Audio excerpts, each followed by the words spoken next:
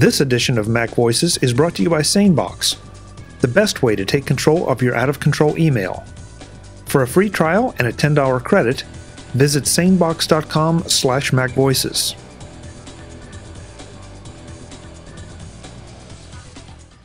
Welcome to Mac Notables on Mac Voices. This is the talk of the Mac community. I'm Chuck Joyner. Folks, we've got all kind of people on the road to Macworld iWorld 2014. We hope you're right there with us. This time, though, we have one of the Mac Notables, Mr. Bryan Chaffin of the Mac Observer, to talk to us about what he's going to be doing at Macworld iWorld. Bryan, it's great to see you. Yeah. I love the backdrop, Bryan. You look so... I don't know. You know, I had to come out to my veranda because it was ever so hot. Oh, my, what am I ever going to do? But it's a lovely view out here on the porch, and, you know. I want you to do the entire interview just in that voice. I don't actually think you do.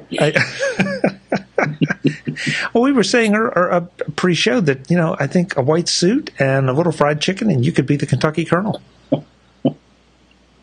Yay me! Yeah. Oh, you know, that colonel has short hair.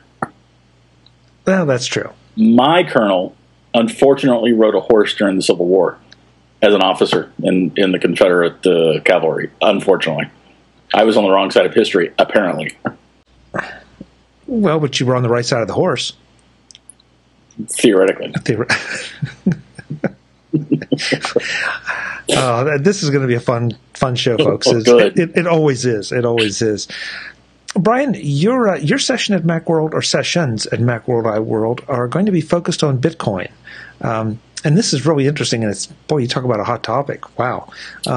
Indeed. In one of them, you're going to be talking about, you know, what they are and mining Bitcoins with your Mac, and the other one is just going to be a Bitcoin meetup, I assume, for Bitcoin enthusiasts. And so I think I'll start in reverse, kind of. Is there anybody that can still be a Bitcoin enthusiast with all the controversy and issues that have surrounded this? And yeah, you're right. The whole thing is dead. Thanks for having me on, man. It was good to see you. No, that was supposed to spark discussion, Bryan. Oh, right. You missed the cue. That's how that works. So there has been a lot of controversy, especially to the outside world. Mt.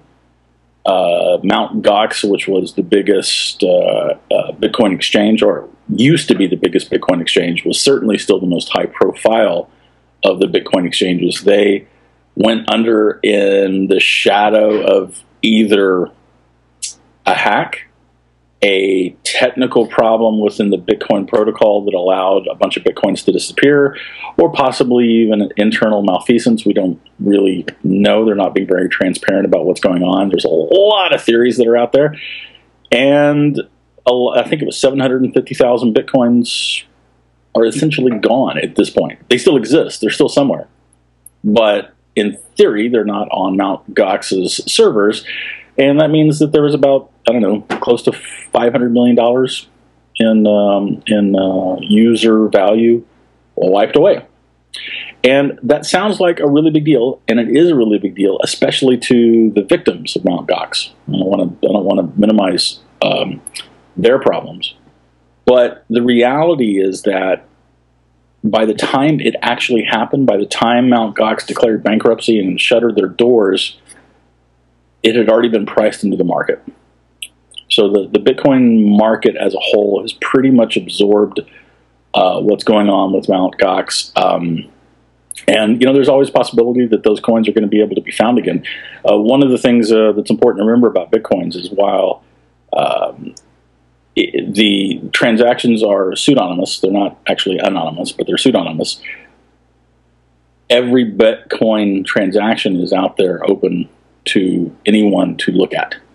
So at some point, the people who are nerdier and geekier and smarter and mathier than me are going to figure out where those Bitcoins went and who has them, and then it'll be interesting to see what happens from at that point. Bryan, at the risk of taking us too far into this, can a Bitcoin be destroyed? A Bitcoin can be lost permanently. Okay. So if you're storing a Bitcoin on your on a client-side wallet, i.e., on your Mac, on your Android device, on your Windows PC, and less these days on an iPhone, if you're storing the Bitcoins there and that device gets corrupted or broken, or in some other way the data on that device becomes unrecoverable, then those Bitcoins are essentially lost for all time. Okay. So it would be akin to burning a $100 bill. It would be, well, no, it would actually be akin to, I'm trying to, that's such a fun opportunity for a fun analogy, but it's probably more akin to taking a Bitcoin and encasing it in ice and firing it into the depths of space from a random point. Still exists, but you're not going to find it. Okay. Okay. So, you burn a dollar bill. Obviously, the dollar bill becomes both energy and smoke. Got it. Okay. You took it right down to the physics level. I did. That's how I roll here on the veranda. Bryan, and of course, I did mean the introductory comment to spark discussion. I guess some of this shouldn't come as any surprise that this is an evolving currency, an evolving medium of exchange. There are going to be some bumps and bruises along the way. And I'm with you. I don't want to not have any sympathy for the people that have lost money with Mt. Gox. At the same time, isn't this sort of just the nature of this? Isn't there a little bit of a Wild West flavor to this particular medium of exchange right now? Absolutely. That's absolutely the case. A big part of, there are a lot of different people that come to Bitcoins for different reasons. There's a strong libertarian element. People that, they're going to get the government out of their transactions, and government's bad and evil. There are a lot of people who are just interested in being able to transact money secretly without anyone being able to pin that transaction to them. And then there's a lot of math fanatics, and there are a lot of nerds. I'm probably on the nerdier side. I like the idea that I can have a piece of equipment that's running on my desk, heating up my room to ungodly high temperatures, that's earning Bitcoins.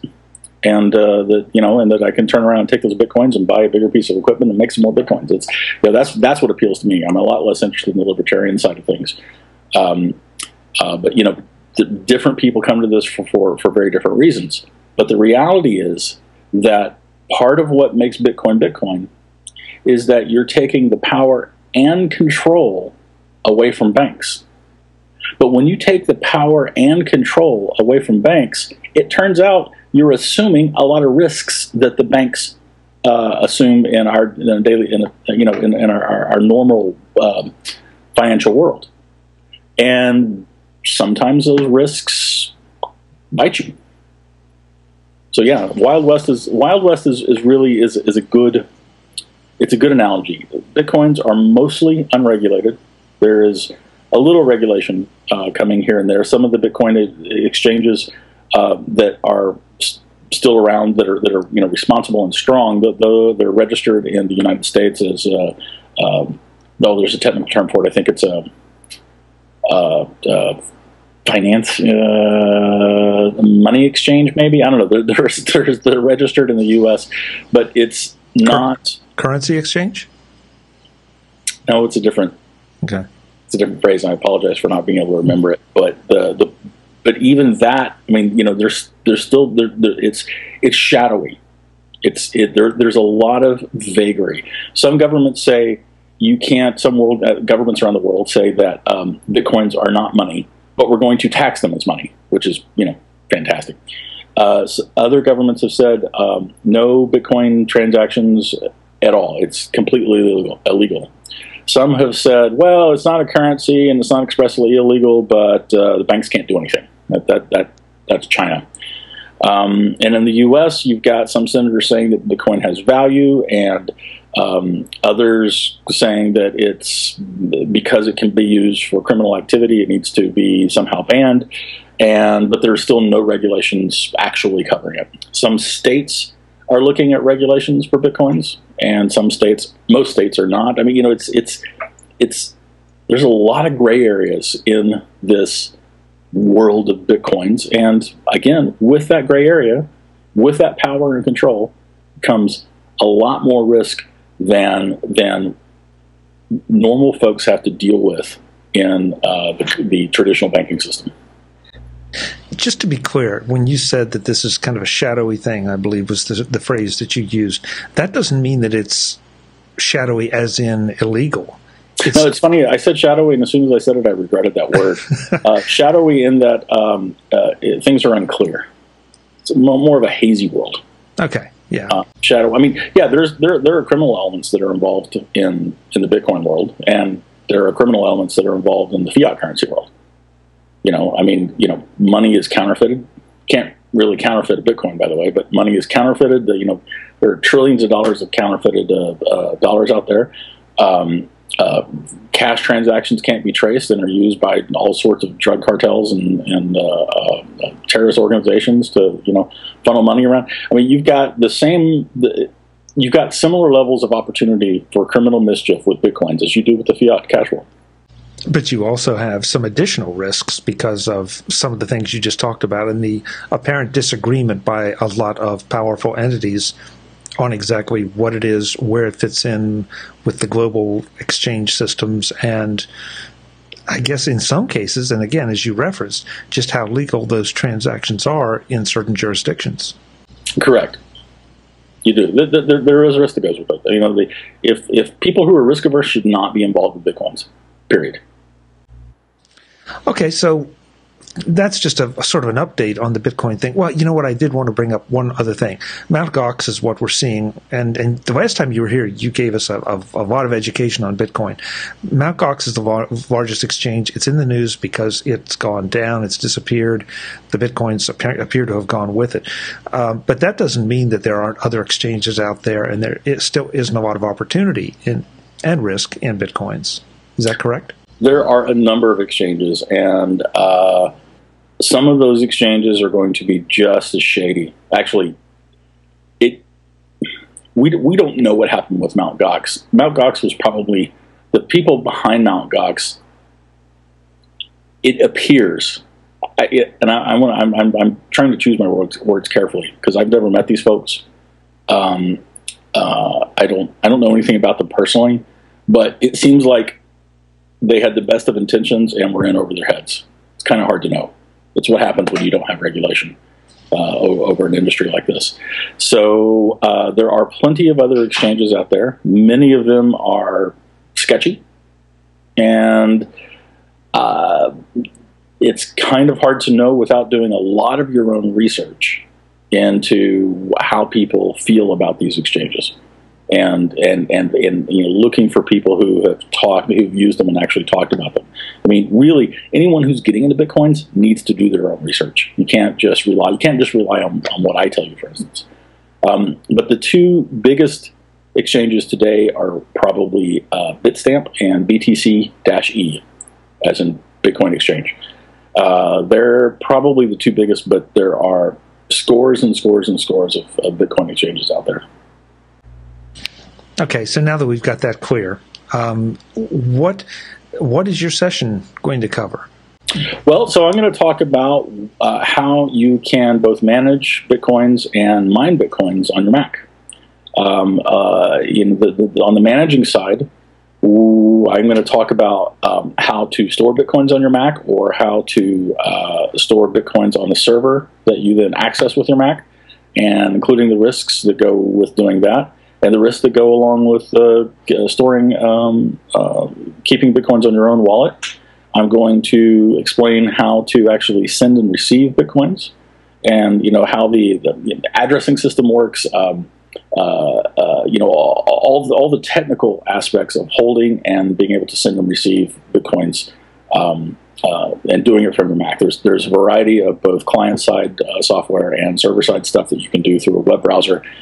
So we're going to be going over that, and then I'm also going to spend some time showing people how to get into Bitcoin mining, which is, of course, the process of participating in the global network of math of computations that actually power the Bitcoin network. And miners, as these people are called, are rewarded for doing that by having a chance at finding a block of coins, or which is more realistic today, actually participating in a pool. Everyone's pulling their own resources, and you can use the hardware that you've purchased to contribute to that pool and get small amounts of Bitcoins in return. Okay, so it sounds like this is going to be part really technical. Well, maybe I should back off and just ask that. Does this need to be technical? Or can I just say, you know what, Bryan, I want to start mining Bitcoins, and I want to do it on this here Mac right here, and, I'm not really interested in exchanges or anything at this point because I'm really busy, and I just want to get in on the game, and so I want to start. Is that friend, Chuck? What? Are you asking for a friend? Well, no. No, but I guess I'm asking for the people that, maybe, all right, so if I understand anything about this, I think it means that it's going to take me time to generate a Bitcoin. So how about if I start the generation process now, and then I'll worry about some of the other stuff later as my knowledge increases? Absolutely. Well, there's a lot of when Bitcoins were launched, all this math was actually just done by CPUs. So people would basically run some mining software on their computer, and then they would get blocks of Bitcoins. And as more and more people got involved with that, eventually there was enough money involved with what was happening for someone to figure out how to harness the power of a GPU, a video card. And video cards are a lot more intense than a CPU. They can do math really, really well. There's other things that CPUs are better at, but GPUs are great at doing math. And people started harnessing their video cards, and then they started adding additional video cards that weren't hooked up to a display just to do the math. And then people started buying rigs that all, the only point of this rig was to plug in lots of video cards for them to all be doing this, what's called hashing. Today, Bitcoin mining is dominated by what are called ASICs. I can't remember if we went over that before, but basically a dedicated chip that its only purpose in the world is to do the math related to Bitcoin mining. And you can buy these chips on a USB stick that looks kind of like a thumb drive. That's the entryest of the entry-level way to do it. You're never going to generate a lot of Bitcoins that way, and it's a very... one of the realities of Bitcoin mining is that the more you spend, the better your return on investment in percentage terms. So getting in at the hobbyist level, you can start it with just buying 1 or 2 or 3 or 10 or 40 if you want of these little USB sticks, or you can buy an ASIC miner cube, which is a device that's about that big. It's about 6 inches by 6 inches by 4 inches, I think. Whatever, and it's a lot. It's actually quite powerful and a really good value for the money. And that's I'm speaking right now because this stuff changes all the time. And there's bigger and bigger and bigger pieces of equipment that you can buy, and so it really kind of depends on how much money you want to invest. But most of these can be managed or controlled from a Mac. Okay, so it sounds like I can get in pretty easily and without a lot of pain. Yes. And then start to learn more about the exchanges and the implications, and track what the value of any Bitcoins I generate are. And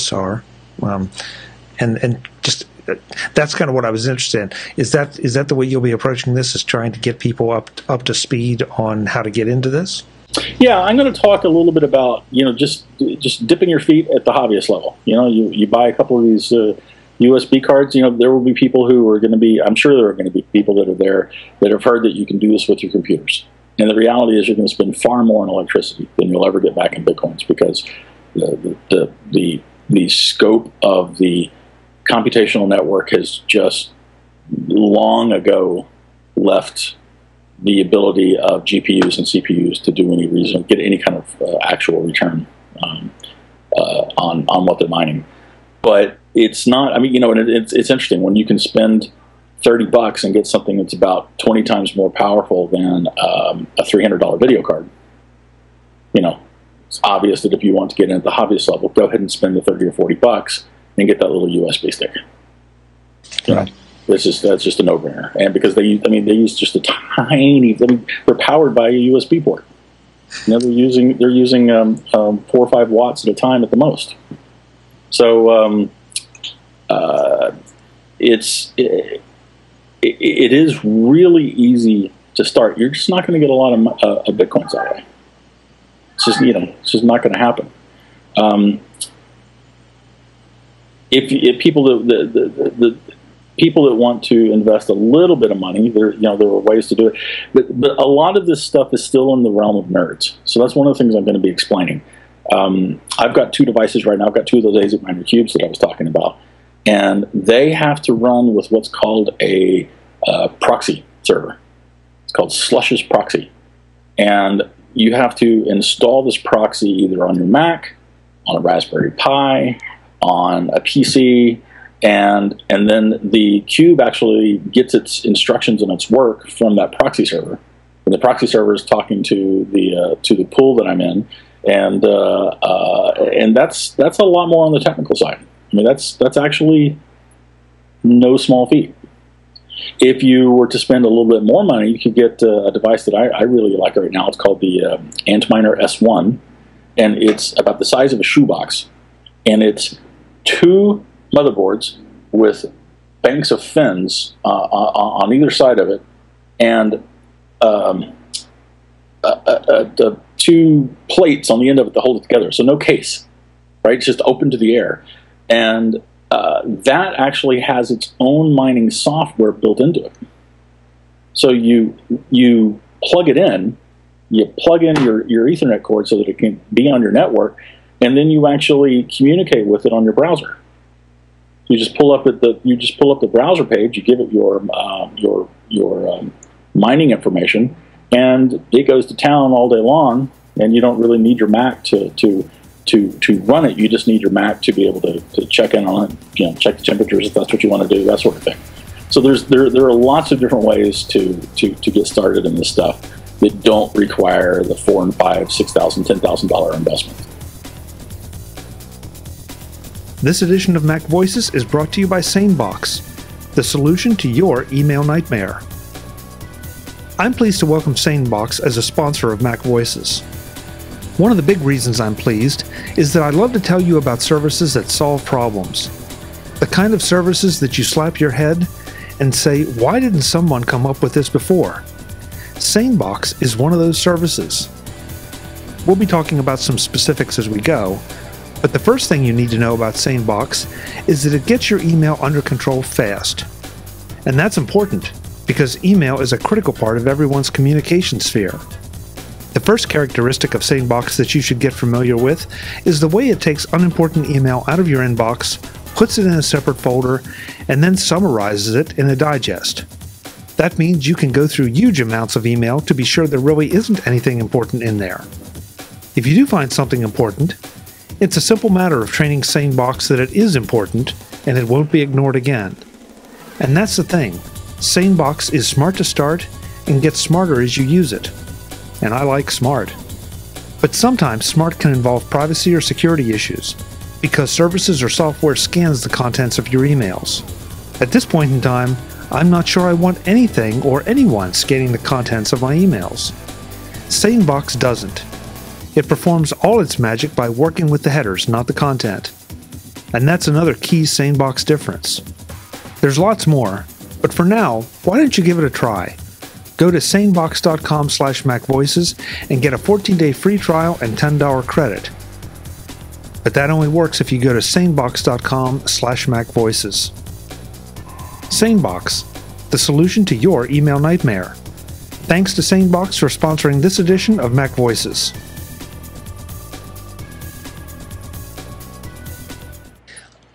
Brian, whenever we talk about this, there are always questions that I can't help myself, because there are things that I think of that this is such a whole new concept. Is the software for mining Bitcoins ever going to improve? Like we've seen, say, rendering software with graphics, so that what used to take an hour to render now can be done in a minute and a half. Well, but the reason why it takes a minute and a half today is because the hardware is so much faster. Okay, that's fair. Okay, the reality for mining is that mining for people like you and me, those days are numbered. So if you want to mine some Bitcoins, the sooner you get started, the better. Bitcoin mining is eventually going to be relegated to the realm of companies, corporations, groups of people that are wealthy to begin with and can put lots of money into it and can buy space at a data center where where you can hook up banks and banks and banks and banks and banks of these devices, and you're getting a really good deal on electricity because that's the way it works, and you're not worrying about bandwidth because it's connected with multiple pipes to a backbone somewhere, and we're already seeing some of that now. A lot of the pools are being dwarfed by these large commercial interests. As the value of Bitcoin rises, the more Bitcoins are worth, the more it becomes worth the time and interest of people with money. And that's just a reality. And then you've got a lot of the equipment makers, the companies that are making these ASICs that I mentioned. A lot of them have their own farms, so they're making the equipment, and rather than just being sellers of picks and mining equipment, right? The picks and shovels analog. They're also building out their own infrastructure, and they're getting bigger and bigger and bigger. And there are some people who complain. They think that these companies are mining with the gear that customers have paid for, and then once it gets to a point where it's not as effective, then they actually ship it out to the customers. I don't know that that's the case, but there are lots of people who think that that's the case, right? So I mean, it's an interesting thing. It's an interesting thing, and then on top of that, as the Bitcoin blocks, I don't know if you remember, but the number of Bitcoins that you get per block right now is 25. And there's roughly 180 of these blocks that are found per day, roughly, give or take a bit. And as time goes on, the number of Bitcoins you get per block will be halved. It's halved continually. I think the last fraction of a Bitcoin is going to be mined sometime in 2040, 2039, something like that. And as those rewards get halved, even if the value of Bitcoin rises, my assumption is that if Bitcoin sticks around for decades and decades and decades and decades, for the long haul, that what's going to happen is that large companies, probably banks, funny enough, will operate their own mining farms just to collect the transaction fees that also go along with that block. And the people normal people won't be able to mine Bitcoins. Just won't be profitable.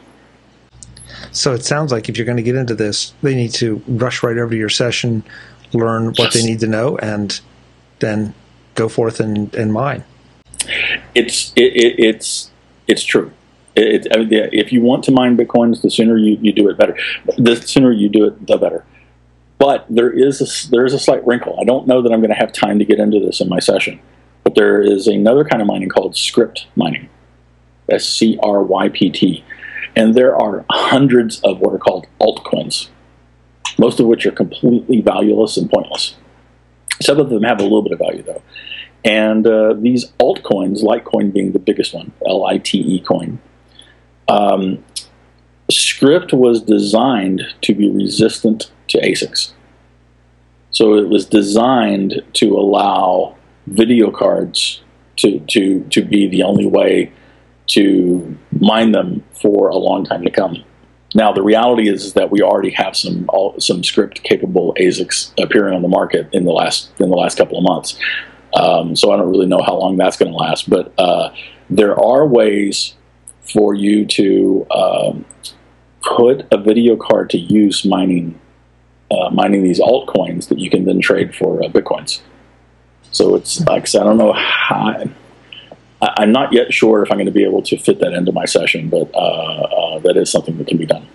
Okay. So this is the formal session that's on the conference track, Right. where it'll be, a bit more of a presentation style. But you're also doing a Bitcoin meetup, which I think is brilliant, because that means that anyone that wants to just sit and shoot the breeze about this particular topic is going to be welcome to do so, and maybe there'll be the ability to have a little bit more of a give and take. Yeah, absolutely. I look at the meetups as I'm not in charge of the meetup. Well, I guess I'm in charge of the meetup, but I'm more like I'm the sponsor, not the presenter. So I have no idea what shape that's going to take. It might be people just wanting to trade tips, wanting to talk about the fact that Apple has banned all of the wallet-related Bitcoin apps that are capable of doing transactions, which is, to me, a mistake and a travesty. It might be people who are just, I have no idea who's going to show up, but I'm really, really looking forward to finding out. Law enforcement agencies, secret organizations. Could be. Well, I assume that if they're interested in this at Macworld, they'll be at my session too. So, matter of fact, maybe at some point I'll just give a greeting to any NSA folk who are in the audience and thank them for their hard work. And they'll stand up and say thank you very much. Sure. Yeah, sure. So when are these sessions, Bryan? Are they combined, or are they together, or close to each other, or just separate time and days? Why, that is a good question, Chuck. It is interesting that you should say that, because I find that information would be very helpful. Oh, look at this. Friday, March 28th from 2 p.m. to 2:45 p.m.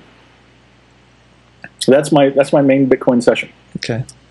And in addition to that, I will probably have some tickets to Cirque de Mac to give away to a couple folks in the audience. And then on Friday from 4 to 5 p.m., I'm doing the meetup. Great. Right. Yes, that's fantastic, isn't it? Yeah. And, of course, I'll have the links in the show notes for, Thank you, for everything.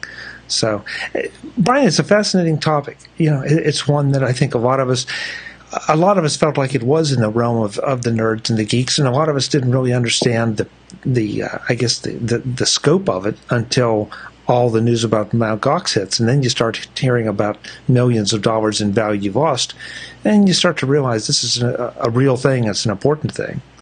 Well, it is, and don't forget that the FBI is one of the largest holders of Bitcoins on the planet, because they seized the Bitcoin wallets of Dread Pirate Roberts, the guy that operated the Silk Road. And, that was a bit of controversy that hit in 2013. There have been several mini speed bumps on the Bitcoin road. And so far, the Bitcoin market has always rebounded. Bitcoin value rose up to briefly at $1,200 in December, and then it fell quite a bit, as low as the 400s in January and February. On Mt. Gox, it actually fell down to about $120 or $130, but that didn't matter because no one could get those Bitcoins out anyway.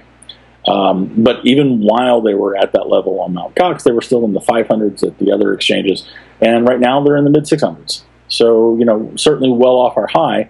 But if you, look at a Bitcoin value, like any stock, any company, any currency, you've got these ups and downs that make for a trend line that's still pointing up.